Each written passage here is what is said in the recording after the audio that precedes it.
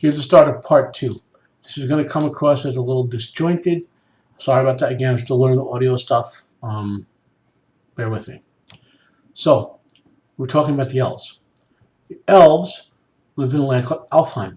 Frey was the god of the Lord of the Elves. Okay, well, his dad was, then he inherited.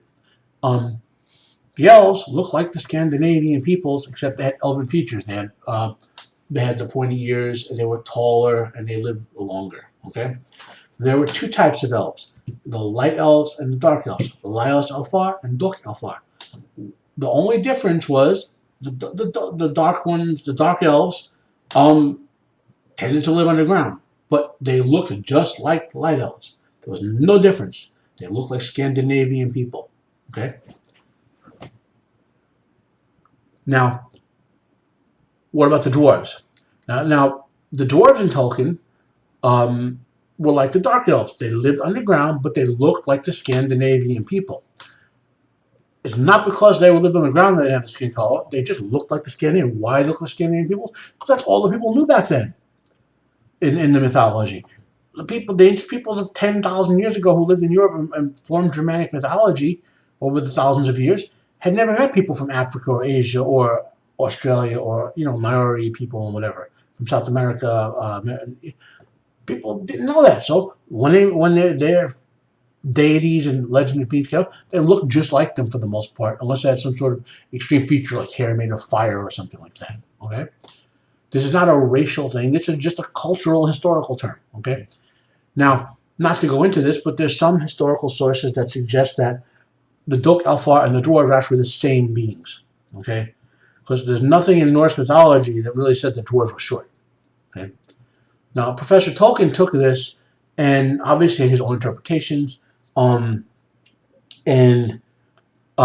whatnot. And so Tolkien's construction, dwarves were shorter and different from the Dok Alfar, the dark elves. Okay. Now, in Tolkien terms, light and dark elf mean one thing. I'm not going to explain it, but when the elves the elves are the firstborn of Yuvatar. Okay. When they were born, they were born many thousands of years before humans were, and before in prehistory. The Valar and Maiar met them, intermingled with them. They were uncorruptible. Melkor, which is one of the reasons he hated them, and the Valar wanted the elves after the humankind awoke, the secondborn, and the elves taught them what the Valar taught them. They want the elves to go to the Undying Lands, because the Undying Lands are structured for people who are immortal. Okay, the Undying Lands was across the ocean on the flat Earth. Okay, it's another continent, Aman. Not all the elves wanted to go. Okay, some of them stayed and never left. Those are dark elves. As the elves traveled, another group stayed by the sea. Those are kind of I believe the term would be gray elves. And the elves who went across in three great groups, three great kindreds, you would say, in Aman, those are the light elves. Okay, the important group that came back to Middle Earth were the Noldor, who were the ones who look like Elrond does. Okay, Galadriel, who has blonde hair, is half Vanyar, which is another group. Those are all the blonde-looking Scandinavian elves. Okay, she had parents from the Noldor and from the Vanyar, so that's why she looks different. Okay, why is this important? The point is they look like Scandinavian peoples. Okay, the people of Northern Europe, not Central Europe, not Southern Europe, not other parts of the country. The elves were fair-skinned and tall and looked like the peoples of Scandinavia. Okay, humans. Now, contrary to what people say, there were humans with other skin tones in the Lord of the Rings. Remember, the Lord of the Rings takes place in Western and Northern Europe and so forth, and England, obviously. But they do mention to the south and west the lands where the two wizards, the blue wizards, Alundo and Pallas, I never knew the guy's name, the lands they traveled to the far east and the southwest. The Haradrim lived there. The Easterlings lived there. These are groups which, by the description, would be most likely Arabs and Asian peoples, people, maybe the people of India, those sort of appearances. So they're in there. They just some of them serve Sauron, some of them are own peoples, just like some of the European ancestors, the Numenorians, the Black Numenorians are called, because they're evil. They serve Sauron as well. Mankind um, had had many different tribes. Okay, so that's just a setup for the Lord of the Rings. And right? So what am I seeing from these pictures? Okay, well, I see a female black dwarf, no beard. Female dwarves have beards. Dwarves in mythology have beards. Female dwarves have beards. Okay, female dwarves don't look female; they look like male dwarves. You can't tell the difference according to the actual lore. Okay. Now, the question of the race of the actress being black, as I said before, if they were just doing this to have a great actress play the role, I could live with that and not even blink. But they're not doing that. They're doing it because they want to have black dwarves. Same thing with the hobbits. They want to have hobbits of other ethnicities. Now,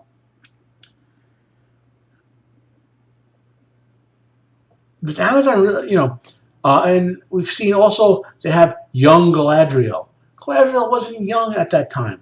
Galadriel was thousands of years old by the time the event of the Second Age of Middle-earth happened. Okay? So she looked just like she should look and had the same rough temperament as she had in the Third Age. Now, I'm not saying you have to de-age Kate Blanchett, okay, but you can't young cast it and do soap opera stuff with the character, because she was fully mature by the time the event in this film happened. Okay, it boggles the mind, and we could probably find other examples. It just boggles the mind that they don't respect the original material, and don't think of the implications of what they were doing. In the Star Wars video that you'll see probably before this one, if you watched it, I talk about bad writing. Well, it's just more bad writing on Amazon's part. Let's think of the implications of them making black dwarves and like Maori hobbits, I believe the actor said. Think of that. We know that they didn't exist in the Third Age. Okay, so does this mean that Amazon is creating a mass extinction of these minority dwarves? How is that beneficial to the minority representation? Okay, I don't think this is horrible writing. Okay, for fake inclusivity. Okay, and it stomps all over the work of Tolkien, who was creating I guess you would say, a synthetic mythology for England, based on the actual things the ancestors of the people of England worshipped. So, what do I think is going to happen? I think this is going to be another one of those things where the fake critics love, where a group of fans just bash it because they not just because there's nothing else to do. I mean, I'm apathetic about it. I don't think there's going to be any sort of productive gain from this other than more strife. And Amazon should know better. Okay, you're throwing $1 billion at this. Jeff Bezos is supposed to be a genius, a business genius. This Jeff, if you ever see my video, which you're not going to do 10 watches on this, maybe before it disappeared in the bowels of YouTube like the other videos, you're not going to make profit on Lord of the Rings like this. You're not going to make people want more. You're not going to get Lord of the Rings from you because of this.